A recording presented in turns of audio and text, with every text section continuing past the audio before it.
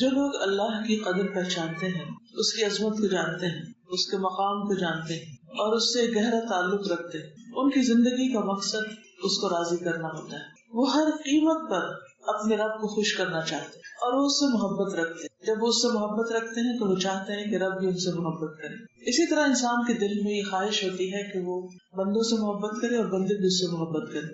جس طرح انسان کی ضرورت کھانا پینا ہوتی اور بہت سی چیزیں ہوتی، اسی طرح محبت بھی انسان کی ضرورت ہوتی۔ ایک بچہ جب پیدا ہوتا ہے تو اسے ماں کی محبت چاہیے ہوتی، پھر باپ کی محبت چاہیے ہوتی، پھر دوسرے لوگوں کی محبت اور شفقت چاہیے ہوتی۔ اگر ایک بچے کو صرف کھانا کھلا دیا جائے اور اس سے محبت نہ دی جائے تو اس کی اس طرح تربیت نہیں ہو سکتی جس طرح محبت کے ساتھ ہوتی۔ اور محبت کی یہ ضرورت صرف بچپن میں نہیں ہوتی، انسان جو بڑے ہو جاتا ہے اس وقت بھی ہوتی ہے۔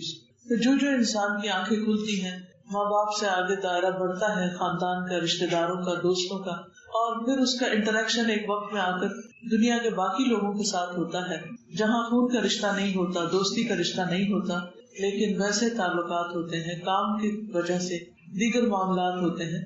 تو یہاں پر آ کر انسان کو بعض اوقات ایسے لوگوں سے واسطہ پڑتا ہے کہ جو اس سے محبت نہیں کرتے بلکہ اس کے ساتھ بعض اوقات اچھا سلوک بھی نہیں کرتے۔ تو ایسے میں انسان سوچتا ہے کہ ان تمام مشکلات پر کیسے قابو پائے کہ انسان اچھے تعلقات کے ساتھ اس دنیا میں رہے۔ کچھ لوگوں کی محبت انکنڈیشنل ہوتی، آپ کچھ کریں یا نہ کریں وہ آپ سے محبت کرتے ہیں، وہ آپ کے ماں باپ ہو سکتے ہیں، آپ کے رشتے دار ہو سکتے ہیں، لیکن کہیں یہ محبت ارن کرنی پڑتی، جو محبت کرتے ہیں انہیں محبت ملتی۔ اور بعض اوقات کچھ ایسی اخلاقی خوبیاں ہوتی ہیں جن کی بنا پر لوگ محبت حاصل کرتے ہیں۔ وہ کیا خوبیاں ہیں؟ اس کا ذکر ایک حدیث میں ملتا ہے۔ رسول اللہ صلی اللہ علیہ وسلم نے فرمایا، حدیث آپ کے سامنے رکھوں گی، ابو العباس سہل بن سعد ساعدی بیان کرتے ہیں کہ ایک آدمی نے نبی صلی اللہ علیہ وسلم کی خدمت میں حاضر ہو کر عرض کیا، اے اللہ کے رسول صلی اللہ علیہ وسلم، مجھے ایسا عمل بتائیے کہ جب میں وہ کروں تو اللہ مجھ سے محبت کرے۔ ایسا کام بتا دیجئے کہ میں وہ کروں تو اللہ تعالیٰ مجھ سے محبت کرے اور لوگ بھی مجھ سے محبت کریں۔ آپ سب کا دل بھی یہی چاہتا ہوگا۔ تو اس کا جواب کیا ہے؟ آپ صلی اللہ علیہ وسلم نے فرمایا، دنیا سے بے رغبت ہو جاؤ، دنیا کا لالچ نہ رکھو، اللہ تم سے محبت کرے گا، اور لوگوں کے پاس جو کچھ ہے اس سے بے نیاز ہو جاؤ، یعنی لوگوں کے مال سے بھی، اور لوگوں کے پاس جو بھی کچھ ہے اس کا لالچ نہ رکھو، لوگ تم سے محبت کریں۔ تو اللہ سبحانہ وتعالیٰ اور لوگوں کی محبت حاصل کرنے کا بہترین طریقہ رسول اللہ صلی اللہ علیہ وسلم نے ہمیں سکھا دیا۔ ایک اور روایت میں آتا ہے، ابراہیم بن ادہم کہتے ہیں کہ ایک آدمی نے نبی صلی اللہ علیہ وسلم کی خدمت میں حاضر ہو کر عرض کیا، اے اللہ کے رسول صلی اللہ علیہ وسلم، مجھے ایسا عمل بتا دیجیے کہ جب میں کروں تو اللہ مجھ سے محبت کرے اور لوگ بھی مجھ سے محبت کریں۔ آپ نے فرمایا، وہ عمل جس کی وجہ سے اللہ تم سے محبت کرے گا وہ دنیا سے زہد اختیار کرنا، اور وہ عمل جس کی وجہ سے لوگ تم سے محبت کریں گے وہ یہ ہے کہ دنیا کا سامان جو تمہارے ہاتھ میں ہے وہ ان کی طرف ڈال دو، یعنی جو تمہارے پاس ہے وہ دینے والے بن جاؤ، یعنی لینے سے زیادہ دینے والے بن جاؤ، تو بندے تم سے محبت کریں گے۔ یہاں آپ دیکھتے ہیں کہ اس شخص کا سوال بہت بڑا سوال تھا اور زندگی کا ایک بہت بڑا راز، ایک بہت بڑی حقیقت، ایک بہت بڑی سچائی کو پانے والا تھا، کیونکہ بہت سے لوگ اس بات کی کمپلین کرتے ہوئے ملتے ہیں کہ لوگ ان سے محبت نہیں کرتے، لوگ ان کی کیئر نہیں کرتے۔ خاندانی مسائل کو بھی آپ دیکھیے تو عموماً سسرال سے کیا شکایت ہوتی، یا شوہر سے کیا ہوتی، یا بعض اوقات رشتے داروں سے کیا ہوتی، ہمسایوں سے کیا ہوتی، کولیگز سے کیا ہوتی۔ یہ شکایت کس طرح ختم ہو؟ کیا صرف ڈیمانڈ کرنے سے، لوگوں سے مطالبہ کرنے سے، یا لوگوں کو کنونس کرنے سے، یا لوگوں کو اپنی خوبیاں بتانے سے کہ میں کون اور کیا ہوں تو تم لوگ میری کیئر کرو، مجھ سے محبت کرو۔ ان باتوں کی بنا پر محبت کبھی نہیں ملتی۔ آپ جو کچھ بھی ہو وہ اپنے لیے ہے۔ آپ کو محبت اس وقت ملے گی جب آپ اپنی ذات سے زیادہ دوسروں کی کیئر کرنے والے ہوں، آپ لینے کی بجائے دینے والے ہوں گے، اور آپ کے دل میں دنیا کا لالچ نہیں ہوگا، بلکہ اس کے برعکس دنیا سے زہد ہوگا۔ زہد کیا چیز ہوتی؟ زہد ہوتی بے رغبتی۔ دنیا سے بے رغبتی یعنی دنیا سے صرف اتنی چیز لینا جتنی انسان کی ضرورت ہو، اور پھر وہ لے جو اسے آخرت میں فائدہ دے۔ یہ ہے اصل زہد، یعنی انسان دنیا سے جو کچھ بھی حاصل کرے وہ اس لیے کرے کہ یہ بھی اس کی آخرت میں فائدہ مند ہو۔ اور اسی طرح ایک اور لفظ بھی استعمال ہوتا ہے اور وہ ہے ورع۔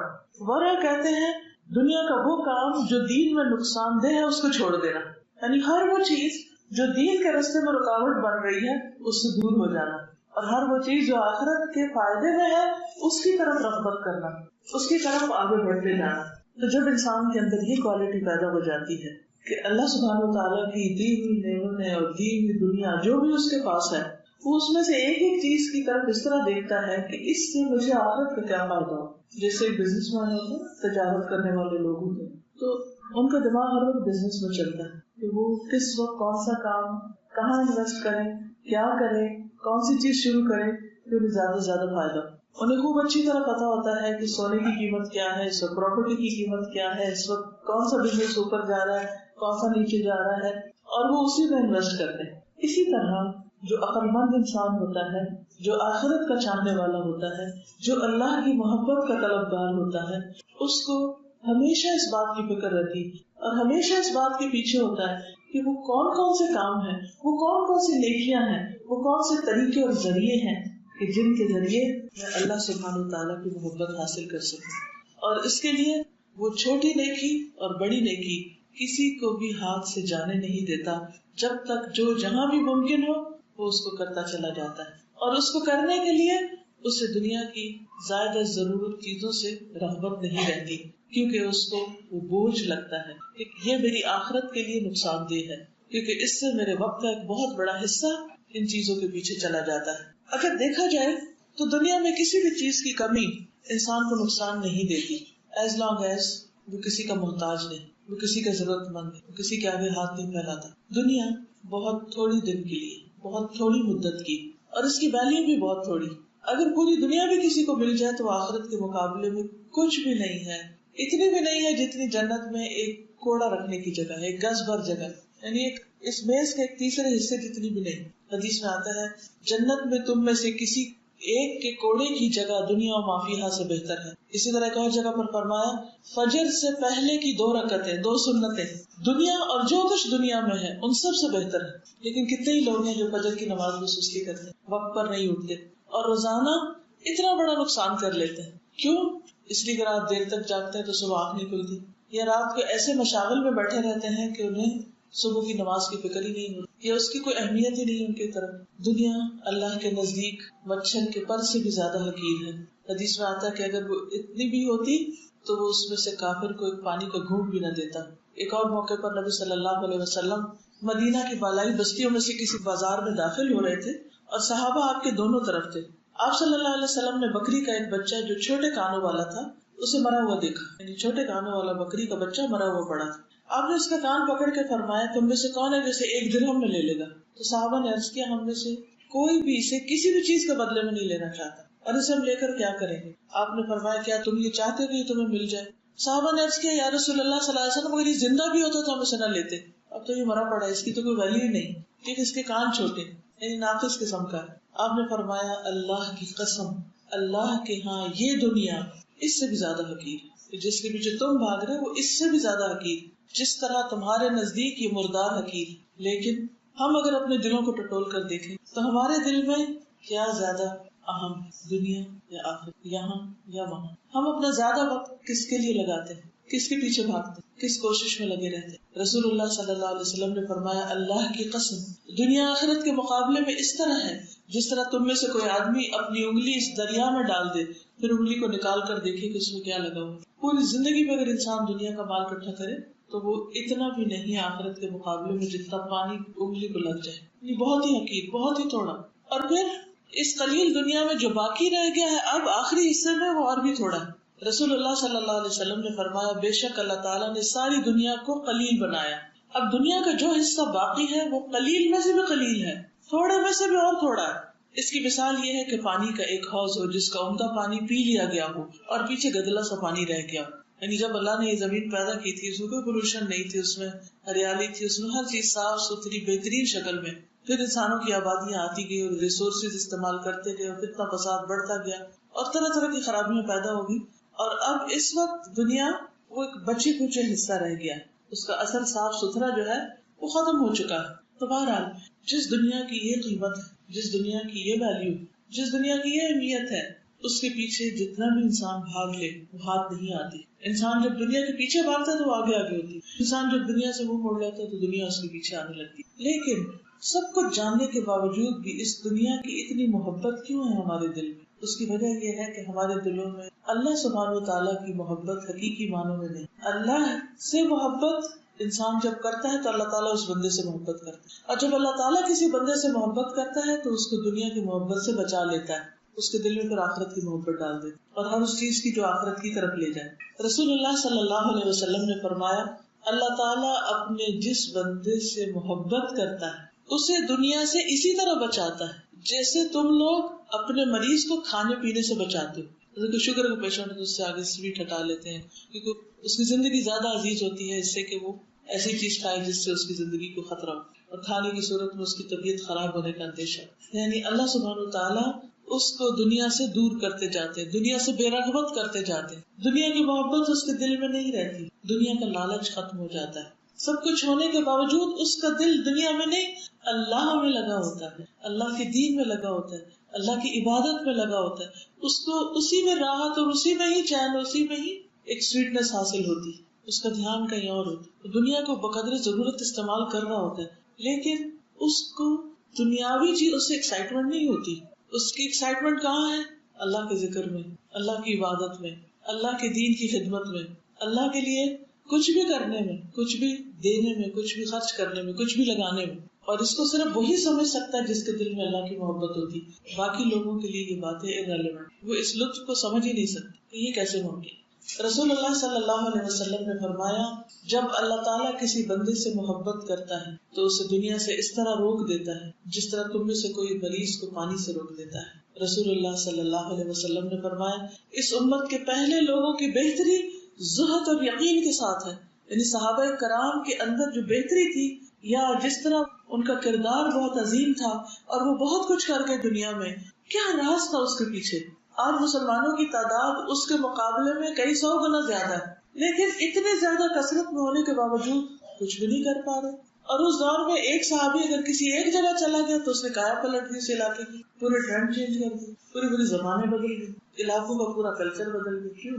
ان کے اندر دو بڑی چیزیں تھی، ایک زہد تھا، دنیا کے لیے نہیں گئے تھے وہ، اور نہ دنیا حاصل کرنے کے لیے، بلکہ وہ دینے کے لیے گئے تھے. اب یاد ہوگا کہ جس وقت ربیع بن عامر ایران جاتے ہیں، ایران کی طرف لشکر کشی کرتے، تو ان کو جب کسریٰ کے دربار میں پیش کیا جاتا ہے تو پوچھتے بھی تم لوگ کیا کرنے آئے یہاں پر؟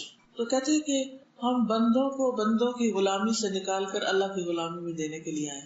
یہ تھا ان کا مقصد. اور جس وقت ایران فتح ہوتا ہے تو سونے کے ڈھیر آتے ہیں ان کے پاس. ایک وہ کارپٹ جو بادشاہ بچھایا کرتا تھا اپنی مجلس جمانے کے لیے، جو سونے کی تاروں سے بنا ہوا اور اس میں نگینے جڑے ہوئے تھے، اور ایسی قیمتی چیزیں دنیا نے کہیں دیکھی نہیں تھی. کس طرح اس کو لپیٹ کے سمیٹ کے اس کے ٹکڑے کر کے مدینہ میں بھیجا گیا تھا. جب وہاں پہنچا تو حضرت عمر رونے لگ گئے تھے، کہنے لگے کہ مجھے تمہارے فقر و فاقہ کا خوف نہیں ہے، مجھے خوف ہے کہ یہ دنیا جب تمہارے پاس آ جائے گی تو پھر تمہارا حال کیا ہوگا، پھر تم اس میں مشغول ہو جاؤ گے، تم اپنا اصل کام بھول جاؤ گے. اور یہ حقیقت ہے، آج اگر ہم اپنی اصل ذمہ داری بھولے ہوئے تو اسی وجہ سے کہ ہماری محبتوں کے معیار بدل گئے. ہماری محبت ان چیزوں میں چلی گئی ہے کہ جو ہمیں آخرت میں فائدہ دینے والی نہیں ہے. ہم ایک ایک چیز جمع کر رہے ہیں، اس کے نتیجے میں ہمارے پاس وقت نہیں بچتا کہ ہم صحیح سے ڈھنگ سے نماز ادا کریں، ہمارے پاس مال نہیں بچتا کہ ہم صدقہ کر سکیں، ہمارے پاس ٹائم نہیں کہ ہم رشتے داروں کا خیال رکھ سکیں. ہم بہت سے اپنے فرائض سے صرف اس لیے غافل ہو گئے کہ دنیا کی محبت دلوں میں چھا گئی. تو آپ نے فرمایا اس امت کے پہلے لوگوں کی بہتری زہد اور یقین کے ساتھ ہے، اور اس امت کے آخری لوگ بخیلی اور آرزوؤں کی وجہ سے ہلاک ہوں گے، لمبی لمبی تمنائیں اور خواہشات اس کی وجہ سے ہلاک ہوں گے. پھر اسی طرح یہ ہے کہ دنیا کی زیب و زینت جتنی بھی بڑھاتے جائیں اس کی کوئی حد نہیں. ابو امامہ کہتے ہیں صحابہ کرام نے ایک روز رسول اللہ صلی اللہ علیہ وسلم کے سامنے دنیا کا تذکرہ کیا تو آپ نے فرمایا کیا تم سنتے نہیں کہ سادگی ایمان کا حصہ ہے، سادگی ایمان کی دلیل ہے، ترک زینت ایمان کی دلیل ہے.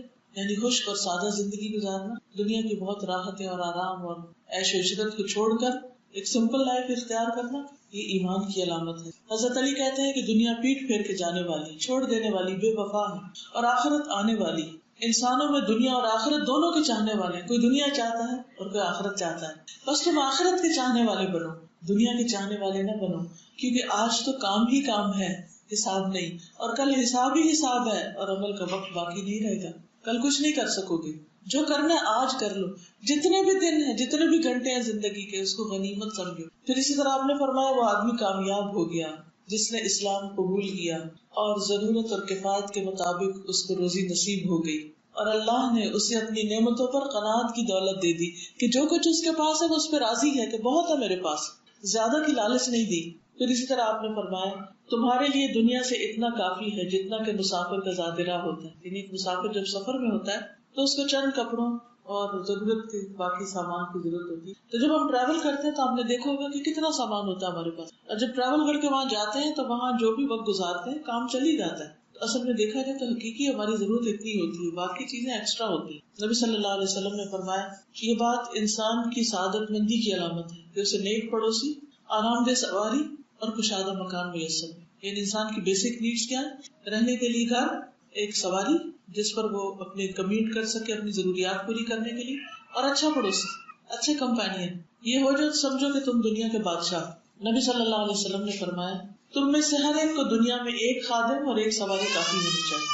کچھ سواریاں تو سواری کرنے کے لیے ہوتی ہے اور کچھ دکھانے کے لیے ہوتی ہے، صرف شوق پورا کرنے، اور مال کا ایک بہت بڑا حصہ اس میں چلا جاتا ہے حالانکہ ضرورت میں نہیں آتا. وہی مال کہیں اور بہترین جگہ پہ لگ سکتا ہے جس سے انسان اپنی آخرت کما سکتا ہے. حضرت عائشہ سے مروی ہے کہ رسول اللہ صلی اللہ علیہ وسلم ایک مرتبہ جہاد میں تشریف لے گئے. میں نے ایک نقش و نگار والا کپڑا لکڑی کے دروازے پر لٹکا دیا. جب آپ واپس تشریف لائے پردے کو دیکھا تو آپ کے چہرے پر میں نے ناپسندیدگی کے اثرات پہچان لیے. آپ نے فرمایا اللہ تعالیٰ ہمیں یہ حکم نہیں دیتا کہ ہم پتھروں اور مٹی کو کپڑا پہنائیں. حضرت عائشہ کہتی ہے کہ رسول اللہ صلی اللہ علیہ وسلم میرے ہاں تشریف لائے تو ایک نرم گدا دیکھ کر پوچھا یہ کیا ہے؟ میں نے کہا اللہ کے رسول فلاں انصاریہ آئی تھی، اس نے آپ کا بستر دیکھا تو جا کے یہ بچھونا بھیج دیا. اس نے دیکھا کہ آپ کا بستر کچھ سخت ہے، اس نے کہا ذرا نرم بھیج دیا. فرمایا یہ واپس کر دے. میں نے واپس نہ کیا کیونکہ مجھے پسند تھا کہ میرے گھر میں عورتوں کی عام طور پہ ایسی نفسیات ہوتی. لیکن آپ نے 3 بار فرمایا اللہ کی قسم اے عائشہ اگر میں چاہوں تو اللہ سونے اور چاندی کے پہاڑ میرے ساتھ چلا دے، لیکن میں دنیا میں نہیں چاہتا. ایک دفعہ آپ حضرت فاطمہ کے گھر تشریف لے گئے، ان کے دروازے پر پردہ لٹکا ہوا دیکھا، آپ اندر نہیں داخل ہوئے. عبداللہ کہتے ہیں بہت کم ایسا ہوتا ہے کہ آپ گھر جائیں اور ان کے ہاں نہ جائیں. آپ جب واپس آتے تو پہلے ان کی طرف جاتے پھر اپنے گھر کو جاتے. حضرت علی آئے، فاطمہ کو دیکھا کہ غمگین ہے، اداس ہے. پوچھا تمہیں کیا ہوا؟ کہا نبی صلی اللہ علیہ وسلم میرے یہاں آئے تھے مگر اندر نہیں آئے. حضرت علی آپ کی خدمت میں پہنچے اور کہا اللہ کے رسول صلی اللہ علیہ وسلم فاطمہ کو یہ بات بڑی گراں گزری ہے کہ آپ آئے ہیں مگر اندر نہیں تشریف لائے. آپ نے فرمایا میں کیا اور دنیا کیا، مجھے دنیا سے کیا سروکار، میں کیا اور نقش و نگار دار پردہ کیا. چنانچہ حضرت فاطمہ کے پاس واپس گئے حضرت علی اور انہیں رسول اللہ صلی اللہ علیہ وسلم کی بات بتائی تو انہوں نے کہا رسول اللہ صلی اللہ علیہ وسلم سے پوچھے کہ میرے لیے کیا حکم ہے. آپ نے فرمایا اسے کہو کہ اسے فلاں کے پاس بھیج دے، اپنے گھر میں نہیں رکھے. اسی طرح یہ ہے کہ سجاوٹ کی جتنی چیزیں ہیں ان پر کوئی اجر نہیں، کوئی ثواب نہیں. نبی صلی اللہ علیہ وسلم نے فرمایا مسلمان کو ہر اس چیز پر ثواب ملتا ہے جسے وہ خرچ کرتا ہے مگر اس عمارت میں خرچ کرنے کا ثواب نہیں ملتا. یعنی محض ڈیکوریشنز میں اس کو کوئی اجر ثواب نہیں ملتا. پھر غیر ضروری چیزوں کا وبال، آپ نے فرمایا ہر تعمیر اپنے مالک کے لیے باعث وبال ہے مگر وہ جس کے بغیر چارہ نہ ہو. یعنی وہ ضرورت ہو کہ رہنے کو گھر چاہیے یا بستر چاہیے یا اور ضروری برتن چاہیے، باقی جو ایکسٹرا چیز ہے وہ وبال ہے. دنیا میں بھی وبال ہوتی ہے کہ ان سب کی کلیننگ کرو، سنبھالو، رکھو، اٹھاؤ ادھر سے ادھر، اور آخرت کے لیے بھی وہ باعث وبال ہو جاتی ہے کیونکہ ان میں مصروف ہو کے انسان کے اعمال میں لازماً کمی ہوتی. رسول اللہ صلی اللہ علیہ وسلم نے بستر کا ذکر کیا تو فرمایا ایک بستر آدمی کا، ایک بیوی کا، تیسرا مہمان کا، چوتھا شیطان کا. اور ہر شخص کو پتا ہے اس کے گھر میں کتنے مہمان آتے ہیں اور بستر کتنے استعمال ہوتے ہیں. بعض بستر صرف رکھے ہی رہتے ہیں، کبھی بھی استعمال نہیں ہوتے. پھر اسی طرح ناز و نعم سے دور رہنا. نبی صلی اللہ علیہ وسلم نے فرمایا ناز و نعم کی زندگی سے بچو کیونکہ اللہ کے بندے ناز و نعم کی زندگی نہیں گزارتے، یعنی بہت لگژریس زندگی نہیں گزارتے. آپ نے فرمایا ریشم و دیبا کے کپڑے مت پہنو، یعنی مردوں کو خاص طور پر، نہ سونے چاندی کے برتن میں کھاؤ، نہ ان کی پلیٹوں میں کچھ کھاؤ کیونکہ یہ چیزیں کفار کے لیے ہے دنیا میں اور ہمارے لیے آخرت میں، وہاں ان کے لیے نہیں ہے. پھر اسی طرح آپ نے فرمایا جو شخص اللہ کی خاطر تواضع اختیار کرے، دکھاوے کے لیے نہیں کہ لوگوں کے سامنے درویش بنا رہے، اللہ کی خاطر تواضع اختیار کرے، عمدہ کپڑے پہننے کی قدرت رکھنے کے باوجود، یعنی you can afford precious clothes, expensive clothes، لیکن اس کے باوجود وہ ضرورت کا سادہ لباس پہنے. اللہ تعالیٰ اسے قیامت کے دن ساری مخلوق کے سامنے بلا کر یہ اختیار دے گا کہ وہ ایمان کے جوڑوں میں سے جسے چاہے پسند کر لے. بعض لوگ یہاں زہد کے معنی میں غلط فہمی پائی جاتی ہے. زہد کا معنی کیا ہے کہ ایسی چیزوں کو چھوڑنا جو آخرت میں فائدہ نہ دے.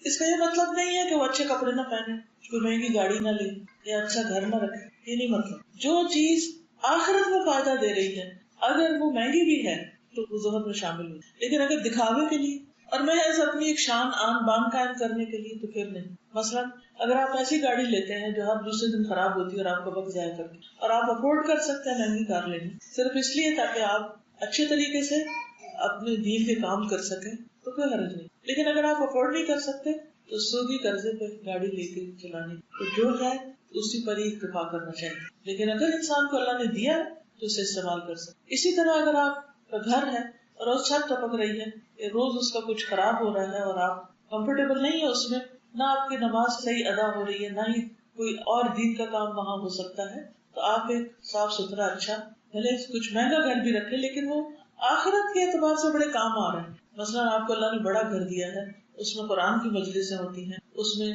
لوگوں کا آنا جانا ہے, ضرورت مند آتے ہیں, مسافر آتے ہیں, تو وہ آپ کے لیے باعث اجر ہے, وہ پھر باعث وبال نہیں ہے. ہاں آپ نہ کسی کو اندر پاؤں رکھنے دیتے ہیں, نہ آپ کسی کو کسی طرح ویلکم کرتے ہیں, نہ وہاں کوئی دین کی بات ہوتی ہے, اور صرف شو پیس سے بھرا ہوا ہے, صرف دکھاوے کا ہے, صرف ایک ڈسپلے سینٹر ہے, تو پھر وہ گھر باعث وبال ہے. تو ہر شخص یہ دیکھے کہ اس نے اس کو کس لحاظ سے فرینڈلی بنا رکھا ہے. پیپل فرینڈلی ہے, دین فرینڈلی ہے, عبادت فرینڈلی ہے, یا پھر صرف ڈیکوریشن فرینڈلی ہے. پھر اسی طرح یہ ہے کہ کھانے کے معاملے میں انسان وہ کھائے جس سے انسان کو طاقت حاصل ہو, غذائیت ہو. وہ نہیں کہ جو صرف زبان کے لیے ایک لذت ہو, یہ صرف اس لیے کہ اللہ نے دیا ہے تو ہر روز ایک نیا ریسٹورینٹ ٹرائی کرے. ٹھیک ہے اللہ نے حرام نہیں کی زینت کی چیزیں, لیکن یہ بھی حلال نہیں ہے کہ انسان صرف کھانے کا بندہ بن جائے اور اس کی اول و آخر ساری فکر یہی ہو کہ وہ کھاتا رہے. یا یہ کہ انسان دکھاوے کے لیے گھٹیا کپڑے پہنے کہ لوگ کہیں کہ بڑا ہی نیک ہے, تو یہ بھی ٹھیک نہیں ہے. تو اس لیے کبھی بھی کسی بھی چیز کی صرف ظاہری جو رکھ رکھاؤ ہے, اس کی جو سرفیس ویلیو, اس پہ نہیں جائیں. کیوں؟ اس لیے کہ اصل چیز نیت ہے.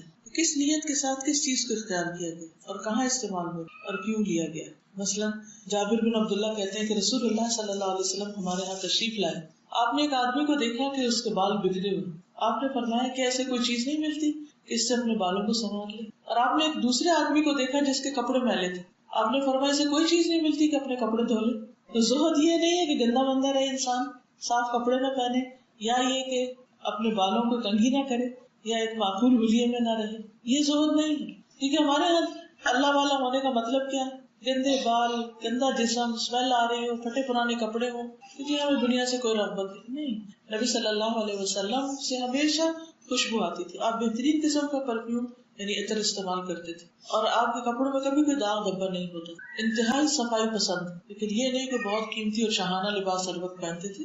جو بھی ملتا لیکن وہ ایک معقول ڈریس ہوتا تھا. پھر اسی طرح اللہ سبحانہ وتعالیٰ کو یہ بھی پسند ہے کہ جو نعمتیں اس نے بندے کو دی ہیں ان کا اثر بندے پہ نظر آئے, یعنی بندہ ان کو استعمال کرے, ان کو صرف رکھ نہ چھوڑے, بخل نہ کرے. پھر اسی طرح اگر پسند کا کھانا آپ کے سامنے آئے تو اس کو کھا لے, صرف اس لیے نہیں چھوڑے کہ ہائے لوگ کہیں گے اچھا یہ بھی کھا لیتا ہے, یہ بھی کھا لیتا ہے, اس طرح تو لوگ مجھے ظاہر نہیں سمجھیں گے. اس نیت سے اگر چھوڑا تو کوئی ثواب نہیں. نبی صلی اللہ علیہ وسلم ایک دعوت میں شریک تھے, آپ کی خدمت میں دستی کا گوشت پیش کیا گیا. آپ کو یہ بہت پسند تھا, تو آپ صلی اللہ علیہ وسلم نے دستی کی ہڈی کا گوشت دانتوں سے نکال کے کھایا, اتنے اچھے سے مزے سے کھایا, اس کو خوب انجوائے کیا. تو بعض اوقات ہم جھوٹا تکلف کرتے ہیں, ہمارا دل ہوتا ہے کوئی چیز کھا لیں, لیکن ہم اس لیے ڈر کے مارے نہیں کھاتے کہ اچھا لوگ کیا کہیں گے, یہ اچھا یہ کھا رہے ہیں. تو جو کام لوگوں کے لیے چھوڑا جائے یا لوگوں کے لیے نہ کیا جائے اس کا کوئی ثواب نہیں, کیونکہ اللہ نے حلال چیز منع نہیں کی. کلوا واشربوا ولا تسرفوا, کھاؤ اور پیو, اسراف نہ کرو, حد سے نہ بڑھو. حضرت انس کہتے ہیں کہ ایک مرتبہ میں ایک پیالے میں کدو لے کر نبی صلی اللہ علیہ وسلم کی خدمت میں حاضر ہوا. آپ کو کدو بہت پسند تھا, اس لیے آپ اسے اپنی انگلیوں سے تلاش کرنے لگے, اسے چن چن کے کھا رہے تھے. یعنی باقی بھی سالن تھا لیکن اس سے پسند کا نکال کے کھا رہے تھے. تو اپنی پسند کا کھانے میں کوئی حرج نہیں ہے, as long as آپ کی صحت کے لیے نقصان دہ نہ ہو. انس کہتے ہیں کہ میری والدہ ام سلیم نے میرے ہاتھ کھجوروں کا ٹوکرا نبی صلی اللہ علیہ وسلم کی خدمت میں بھیجا. آپ گھر پہ نہ ملے, آپ قریب ہی اپنے ایک آزاد کردہ غلام کے یہاں تشریف لے گئے تھے. اس نے آپ کو دعوت دی تھی, تو آپ اس کے گھر گئے ہوئے تھے وہاں کھانے کے, اور اس نے آپ کے لیے کھانا تیار کیا تھا. دیکھیے کہ غلام تھا وہ آپ کا. میں خدمت میں حاضر ہوا, آپ کھانا کھا رہے تھے. آپ نے مجھے بھی اپنے ساتھ کھانا کھانے کی دعوت دی. ان صاحب نے گوشت میں کدو ڈال کر سرید بنا رکھا تھا. میں نے دیکھا کہ آپ کو کدو اچھا لگتا ہے تو میں اس کدو کے ٹکڑے برتن کے اطراف میں جمع کر کے آپ کے قریب کرنے لگا. یعنی وہ جب پہلے دیکھا نا کہ پسند ہے تو اگلی دفعہ انہوں نے چن چن کے پاس کر دیا. جب ہم لوگوں نے کھانا کھا لیا تو آپ صلی اللہ علیہ وسلم گھر تشریف لے گئے. میں نے کھجوروں کا ٹوکرا آپ کے سامنے رکھ دیا. آپ نے کھجوریں کھانی اور تقسیم کرنی شروع کر دی حتیٰ کہ ختم کر کے فارغ ہو گئے. یعنی خود بھی کھا لی اور سب کو بھی دے دی, سب کام تمام کر دیا. جو چیز منع ہے وہ اسراف ہے. اسراف کیا ہے؟ اپنی وسعت سے بڑھ کے خرچ کرنا. یعنی آپ کے پاس پیسے کوئی نہیں ہے, قرضہ اٹھا اٹھا کے آپ عیش و عشرت کر رہے ہیں. دس از رانگ. آپ دیکھیں کتنے ہی لوگ ہوتے ہیں جو صرف نمائشی زندگی بسر کرنے کے لیے سود میں بال بال جکڑے ہوئے ہوتے ہیں. ہر چیز لون پہ, ہر چیز قرضے سے. کیا ہے؟ خواہشات ہے. گھر ایسا ہونا چاہیے, فرنیچر ایسا ہونا چاہیے, گاڑی ایسی ہونی چاہیے, کراکری ایسی ہونی چاہیے, اور اس کے لیے جیب میں کچھ نہیں, پاس کچھ نہیں, صرف سودی قرضہ لے کر اس پر سب کچھ بنا کے اپنے آپ کو وہ ظاہر کریں جو حقیقت میں ہے نہیں. کس کا تو دھوکہ, کس کا تو فریب ہے. تو ان چیزوں سے بچنے کی ضرورت ہے. ابن عباس کہتے ہیں, نبی صلی اللہ علیہ وسلم کی حدیث میں, ابن عباس کہتے ہیں جو تمہارا جی چاہے کھاؤ, جو جی چاہے پہنو, مگر دو باتوں سے ضرور بچو, اسراف اور تکبر. تو سوال کیا تھا اس شخص کا کہ کیا کروں کہ اللہ کی محبت میں, اور کیا کروں کہ بندوں کی محبت میں. تو اسے بتایا گیا کہ دنیا کے بارے میں اپنا نقطہ نظر ٹھیک کر لو.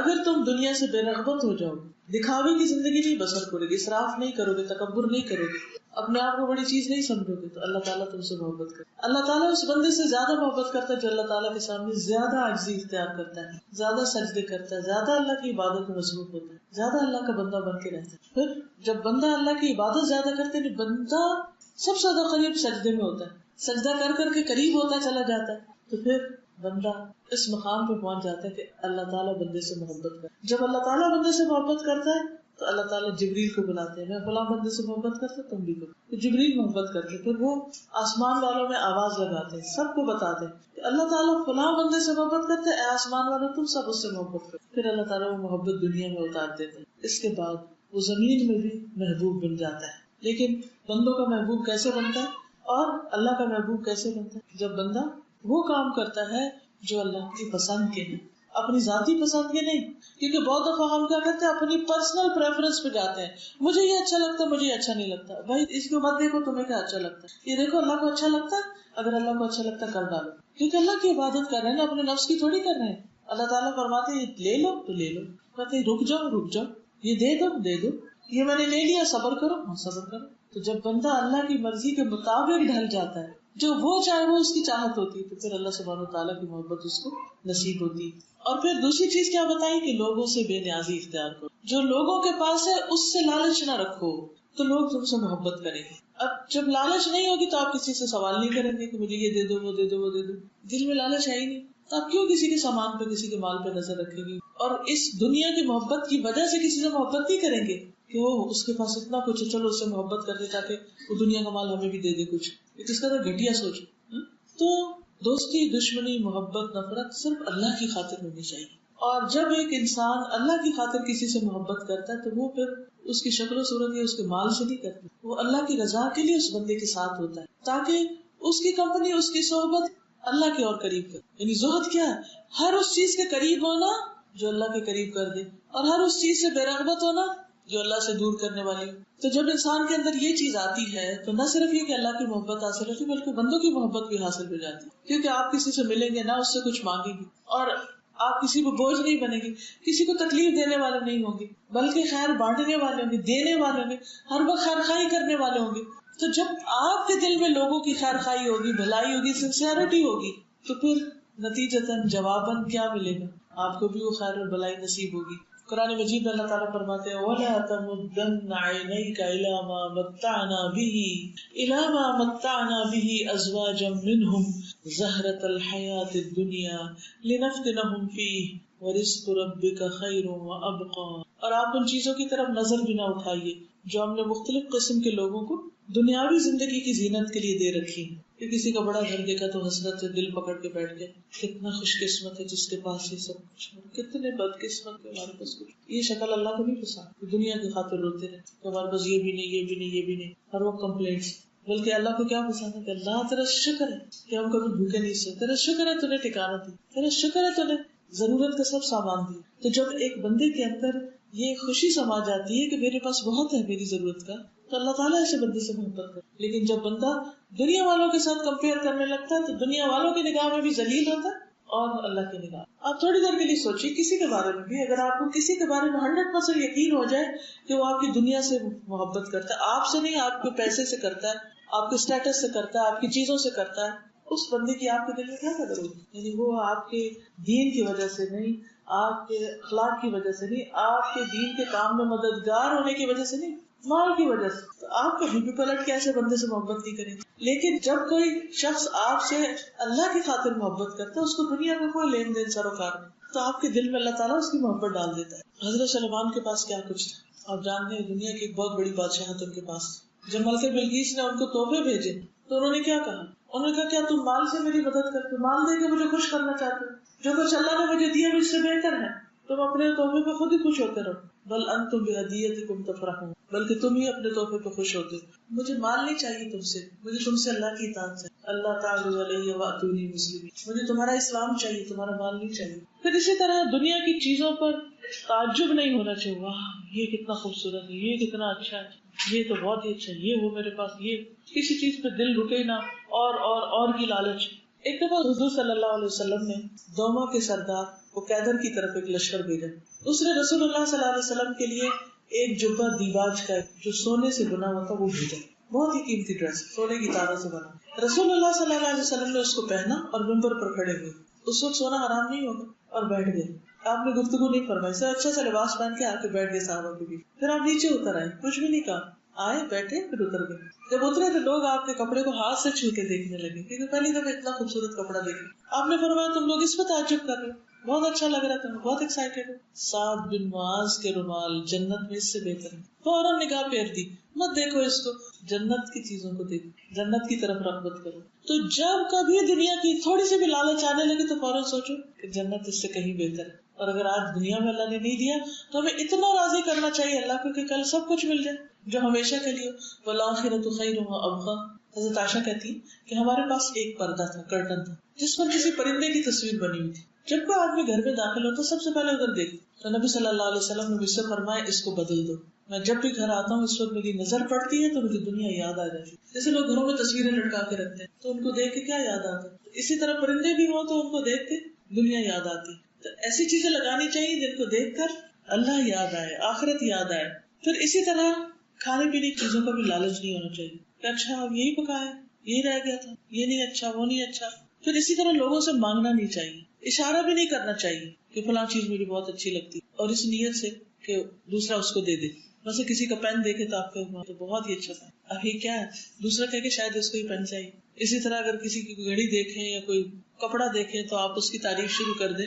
اس طرح کی باتیں کرنا، دوسروں کی چیزیں مانگ لینا ان سے، یہ دے دیں وہ دے دیں، یہ دلوں سے محبت ختم کرتا ہے. ابن عباس کہتے ہیں نبی صلی اللہ علیہ وسلم نے فرمایا لوگوں سے بے نیاز ہو جاؤ اگرچہ مسواک کی لکڑی کیوں نہ ہو. لوگوں سے بے نیاز ہو جاؤ اگرچہ مسواک کی لکڑی ہی کیوں نہ، یعنی وہ بھی نہ مانگو. شدید بھوک میں بھی لوگوں سے مانگنے سے بچنا. ابو ہریرہ کہتے ہیں کہ میں شدید بھوک کی وجہ سے زمین پر پیٹ کے بل لیٹ جاتا تھا، یعنی اتنے کرامپس پڑتے تھے پیٹ میں، کبھی پیٹ پہ پتھر باندھ لیتا تھا کیونکہ ان کو کوئی آمدنی کا ذریعہ نہیں تھا. ایک دن میں اس راستے پہ بیٹھ گیا جس سے صحابہ گزرتے تھے. ابو بکر گزرے، میں نے انہیں کتاب اللہ کی ایک آیت کے بارے میں پوچھا اور میرے پوچھنے کا مقصد یہ تھا کہ مجھے کچھ کھلا دے، مگر وہ چلے گئے، کچھ نہیں کیا. پھر عمر گزرے، میں نے ان سے بھی ایک آیت کے بارے میں پوچھا، پوچھنے کا مقصد کیا تھا کہ مجھے کچھ کھلا دے، یعنی میری حالت کو دیکھیں کچھ سمجھ. وہ بھی گزر گئے، کچھ نہیں کر. اس کے بعد نبی صلی اللہ علیہ وسلم گزرے، آپ نے مجھے دیکھا تو مسکرا دیے اور میرے دل کی بات سمجھ گئے، میرے چہرے کو پہچان گئے. آپ نے فرمایا اباہر، میں نے کہا لبیک یا رسول اللہ. فرمایا میرے ساتھ آ جاؤ. یہ تھی نا آپ کی وہ محبت اور رحمت جو آپ کے دل میں تھی، جو لوگوں کے اندر کی بھوک تک کو محسوس کر لے.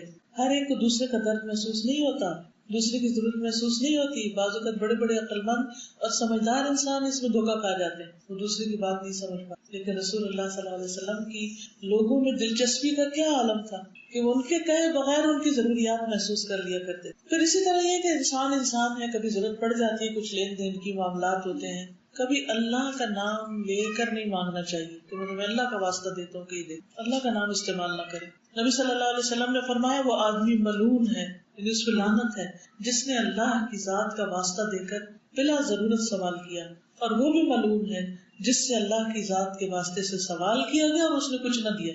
اول تو کرنا نہیں چاہیے، لیکن کوئی آگے کرے تو پھر کچھ نہ کچھ اسے ضرور دے دے، کیونکہ اس نے اللہ کا نام لے لیا، اس کو گواہ بنا لیا.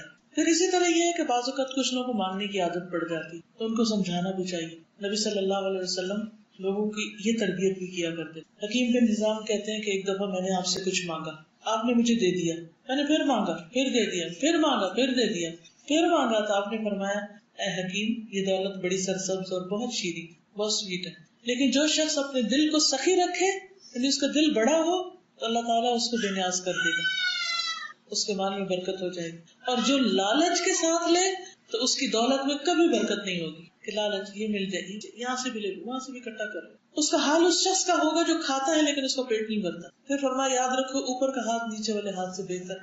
حکیم بن نظام نے کہا میں نے عرض کی اس ذات کی قسم جس نے آپ کو سچائی کے ساتھ مبعوث کیا، اب اس کے بعد میں کسی سے کوئی چیز نہیں حتیٰ کہ اس دنیا سے جدا ہو جاؤں. حکیم بن نظام رسول اللہ صلی اللہ علیہ وسلم کے بعد اس طرح کی کوئی چیز کسی سے نہیں لیتے رہے یہاں تک کہ وفات پا، کبھی کسی سے کوئی چیز نہیں لیے.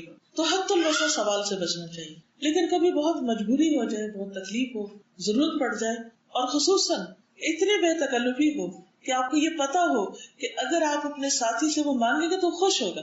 ہر شخص کی زندگی میں ایسے لوگ ہوتے ہیں کہ جو اس کی ضروریات کو دیکھتے ہیں، سمجھتے ہیں اور دے کر خوش ہوتے ہیں. وہ چاہتے ہیں کہ یہ کچھ مانگے. جیسے بعض اوقات ماں باپ ہوتے ہیں نا، تو وہ انتظار کرتے ہیں کہ بچہ کچھ کہے، کچھ مانگے تو صحیح کبھی، اور وہ اس بات پہ دکھی ہوتے کہ اس نے کبھی کچھ نہیں مانگا، کبھی کوئی مطالبہ نہیں کیا.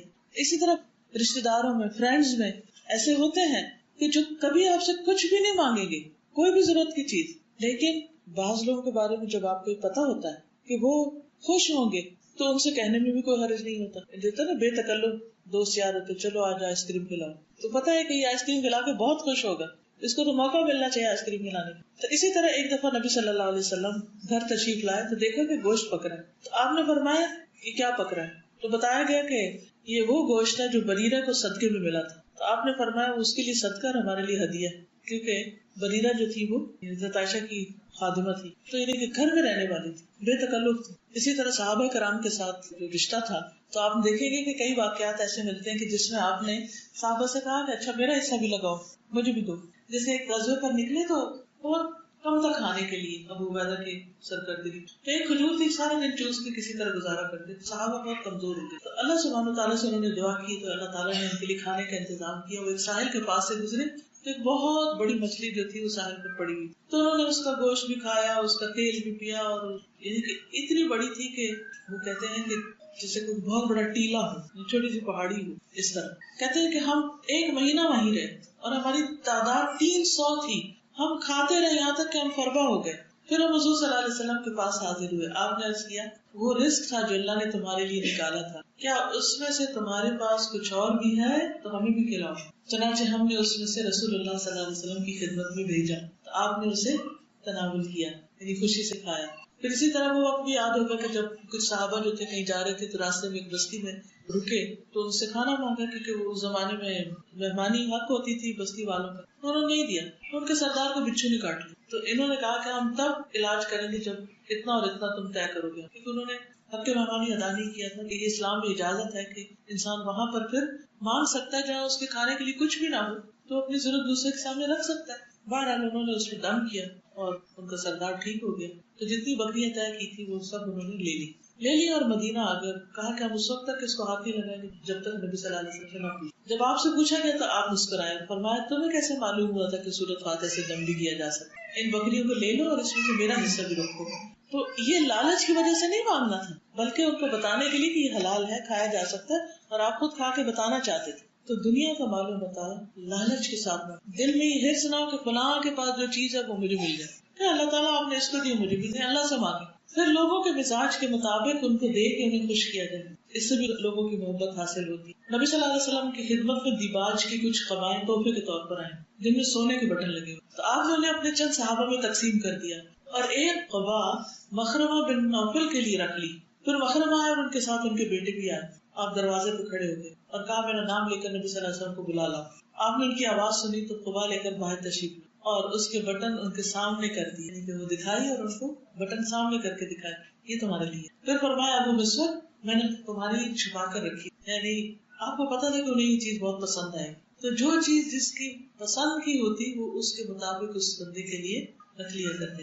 اس سے بھی پتہ چلتا ہے کہ نبی صلی اللہ علیہ وسلم کے پاس جو سونا آتا, مال آتا, وہ سب تقسیم کر دیا کرتے. ایک روایت میں آتا ہے اگر احد پہاڑ برابر بھی سونا تو میں ایک رات بھی سال میں گزاروں تو میرے پاس کچھ بچے سوائے اس کے جو مجھے قرضے میں کسی کو کچھ دینا. تو نبی صلی اللہ علیہ وسلم لوگوں کو مال دے کر راضی کیا کرتے. جہاں کی ناراضگی وہاں ہدیہ کا لین دین بھی بہت اچھا ہے. تحابو محبت بڑھتی.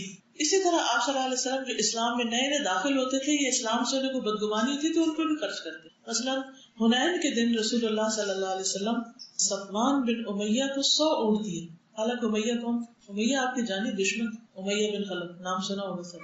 تو اس کا بیٹا تھا صفوان. مکہ فتح کیا, تھوڑے دن کے بعد وہ غزوہ ہوا ہے, اس میں سے مال غنیمت ہاتھ آیا, اس میں سے 100 اونٹ اپنے دشمن کے بیٹے کو دیتے. اتنا بڑا دل جس سے دشمنی ہو, جس نے اتنا تنگ کیا کہ وہ مکہ سے نکل گئے.